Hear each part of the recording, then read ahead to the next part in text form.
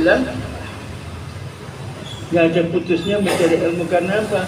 Karena kalau kita tinjau dari makanan ada dua makanan, hizaul ruhi wa hizaul jism. Makanan untuk anggota tubuh kita dan juga ada makanan yaitu roh kita.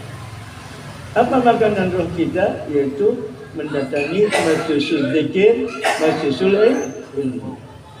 Yang untuk menuntun ubudiyah kita itu supaya benar, maka di situ kita diwajibkan mencari ilmu yang menuntun kita kepada Allah. Kalau zikir di mana tempat kita ini bisa, di rumah juga bisa. Tapi untuk silaturahmi, menjalin hubungan Islamiah, kita datang ke majlis zikir, majlis maulud, majlis tiba, majlis burda. Selama di situ menjadikan sebuah kebaikan. Maka dari itu apa? Man sanna fil Islam sunnatan hasanah. Falau ajru man amila biha min ba'di min ghairi ayyanqusa min ujurihim syai'an.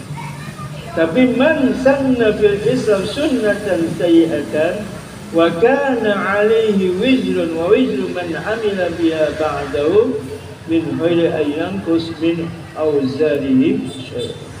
Ini riwayat Muslim.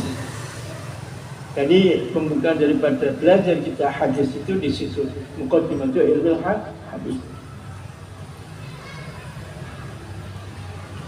Setelah itu apa di situ? Ada ulamaul hadis, ada ulamaul usul fiqh, ada ulamaul fiqh, ada ulama yaitu al-wa'd wal irsyad. Kajian ulamaul hadis yang menuntun kita yaitu untuk menjalankan sunnah-sunnah Rasul. Untuk mengetahui apa yang dijalankan oleh Rasul, ulama hadis apa? Yaitu menerangkan tentang perbuatan Rasulullah, perkataan Rasulullah, keputusan Rasulullah dan sifat-sifat Rasulullah. Nah, kalau kita mengaku dan mengatakan kita adalah umat Muhammad ahli sunnah wal jamaah, maka setidak-tidaknya 4 yang dimiliki oleh Rasulullah sebagai qudwah hasanah kita harus pelajari dan kita harus mengikuti.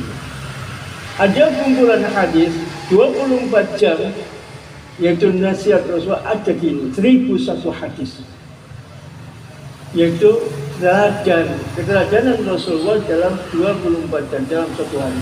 Jadi macam-macam hadis itu, macam-macam yang dijalankan oleh Rasulullah dan dibukukan dalam sebuah hadis, yaitu teladan Rasulullah 24 jam sehari. Apa berapa banyak hadisnya? Insya Allah 1001 hadis. Saya punya kitabnya. Nah, kita ini baru berapa hadis yang kita jalankan.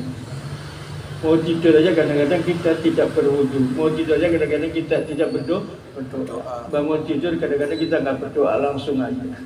Terus nembus. Padahal bangun tidur ada anjuran. Bangun tidur tak langsung baca la ilaha illallah la syarika lah, lahul mulku wa lahul hamdu yuhyi wa yumiitu wa huwa ala kulli syai'in qadir.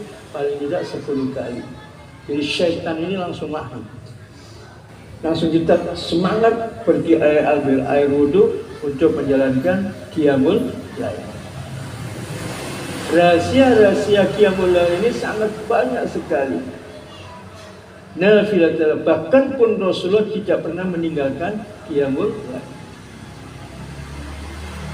Saya kalau nggak salah tadi baca itu kalau Rasulullah itu waktu saja sedang menjalankan di bangku siangnya itu bangun habis itu sholat 11 rakaat menggantikan qiyam, karena supaya tidak nafilatul, nafilah itu tambahan kebaikan.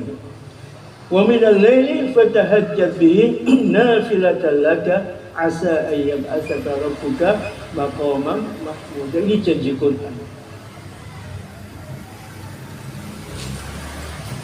Nah, mari kita berusaha untuk apa? Menjalankan qiyam yang mulia.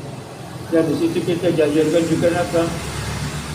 Membaca Al-Quran. Inna Qur'an al-fajri kana mashhuda. Nah, kalau kita mengatakan kamu menjalankan syafaat Rasul, tapi kita tidak pernah menjalankan perintah Rasul, apa kita diberikan syafaat? Oh, ini tanda tanya ini. Monggo dikaji kembali dengan kajian ini.